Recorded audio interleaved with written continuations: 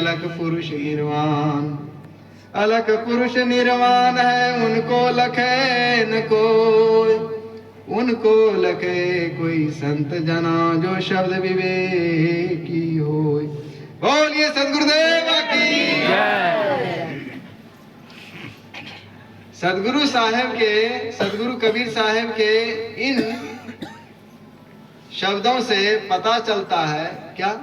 सदगुरु कबीर साहब ने कहा पहले सदगुरु गाइए, पहले सदगुरु की वंदना करो, पहले सदगुरु की पूजा करो, पहले सदगुरु को दंडवत प्रणाम करो। जिन गुरु रचियो जहान, इस संसार को बनाने वाला कौन है? लोग बोलते भगवान। उसको सदगुरु कबीर साहब ने सदगुरु का दर्जा दिया कि वही सदगुरु है। जब संसार में पहले गुरु शब्द था, वेदों में भी गुरु शब्द आया है, कहीं कहीं सदगुरु शब्द आया है। तो सदगुरु शब्द का डंका बजाने वाले सदगुरु कबीर साहब जो सबसे पहले सदगुरु शब्द को संसार में लाया है। और थोड़ा सा हम लोग जान लेंगे कि गुरु और सदगुरु में क्या अंतर होता है, इसको हम लोग को जान लेना चाहिए। तो सदगुरु कबीर साहब से पूछा कि आप सदगुरु सदगुरु बोलते हैं, सदगुरु कौन है? आदमी है क्या है? कहा नहीं। सदगुरु कबीर साहब के शब्दों में आया है परमात्म गुरु निकट विराजे जाग जाग मन मेरे। परमात्मा जो है वह परमात्म गुरु, वह तेरे अंदर में बैठा हुआ है। तुम जग जाओ, और जग जाओगे तो उसे परमात्मा रूपी सदगुरु को तुम देख लो। तो परमात्मा को ही सदगुरु कबीर साहब ने पहले सदगुरु बताया। तो वही सदगुरु, वही परमात्मा संसार में डायरेक्ट नहीं आए, साधु बन करके आए। गरीबदास जी महाराज ने कहा साहब से सदगुरु भय, सदगुरु भय साध, तीनों अंग एक है गति कछु अगम अगाध। कि पहले परमात्मा, उसके बाद साधु स्वरूप में आए। फिर जब उनको लोगों ने जान लिया, उसके शरणागत हुए तो वे उनके गुरुदेव हो गए। जैसे बर्फ है, पानी का 3 रूप, बर्फ पिघल गया तो पानी हो गया, गर्म हो गया तो वही हवा बन करके बादल बन गया। तीनों रूप अलग अलग दिखता है लेकिन है एक ही चीज। ऐसे ही वही परमात्मा साधु है, वही परमात्मा गुरु है। दूसरा कोई तत्व तो नहीं है जो कि गुरु बन करके संसार में रहे। भले संसार में समय के दरमियान में पोगा पंडित गुरुआ बन गया, वो अलग बात है, लेकिन ये सदगुरु कबीर साहब की वाणी है।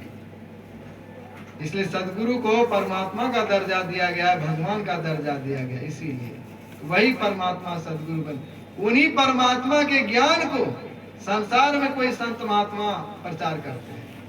दूसरा अलग से कोई ज्ञान लाता नहीं है नहीं, उन्हीं का ज्ञान है।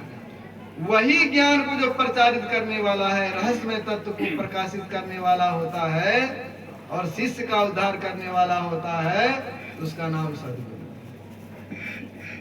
गुरु आपके अनेक हो सकते हैं लेकिन सदगुरु एक ही होता है।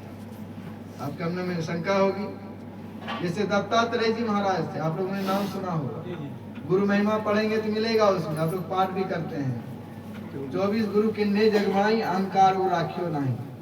उन्होंने 24 गुरु धारण किया अपने संसार में। और आज संसार में यदि बोलेगा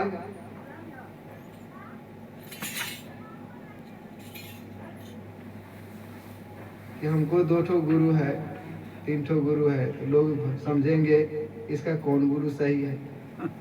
जो आपको शिक्षा देगा, धर्मशास्त्र की शिक्षा देगा या संसार की शिक्षा देगा, जैसे स्कूल कॉलेज में पढ़ाते हैं लोग, तो सब गुरु हैं। लेकिन सदगुरु कौन है?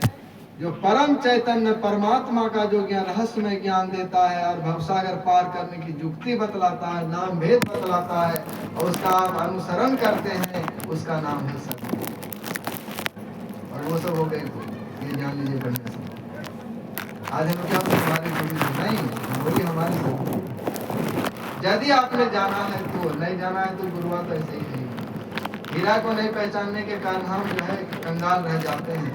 ऐसे ही शरीर तो सबका है, गुरुदेव का भी शरीर है, लेकिन जहाँ से हमको ज्ञान मिलता है, तत्व मिलता है, भवसागर पार जाने की युक्ति मिलती है, वो हमारा सदगुरु। सदगुरु कबीर साहब ने कहा यद्यपि सकल गुरु पूज्य है, निज निज ठौर अशेष, तदपि मोक्ष प्रद परम गुरु सब माही विशेष।